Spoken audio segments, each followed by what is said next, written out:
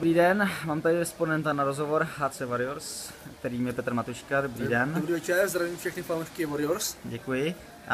První otázka je ohledně, protože je tady dlouho propírané v médiích, otázka nedodržování morálky na soustředění, kondičním soustředěním v Chorvatsku.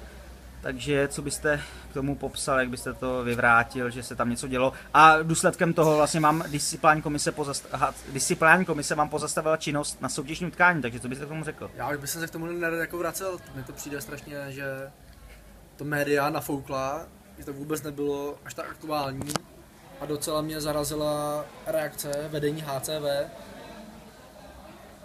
že podepsalo víceméně většinu hlavních hráčů a mně zatím žádná nabídka nepřišla. Tak je pravda.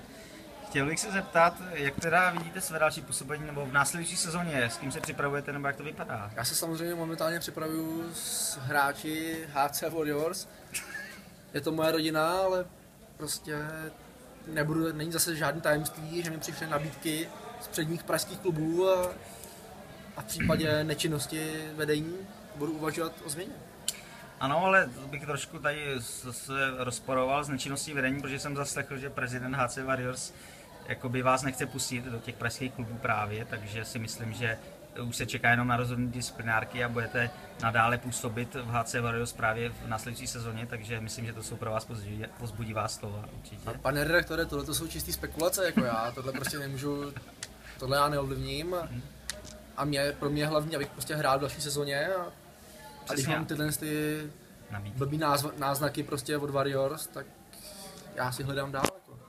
No tak uvidíme. Nehodlám zůstat bez angažmá, to nejde. To je pravda, by nešlo by se vaše kariéra šla. Já musím živit rodinu, ale to nejde. Vaše kariéra by šla strmě dolů potom. Já si myslím, že uvidíme teď vlastně v začátkem září, jak dopadne komise a myslím ale, že to dopadne dobře, takže nakonec budete dál hrát v amatérské hokejce, takže uvidíme. Jak jsem říkal, jako amatérská hokejka, co to je? Vy vlastně přemýšlíte, já to chápu. První liga, extraliga, KHL, NHL, tak bych to viděl.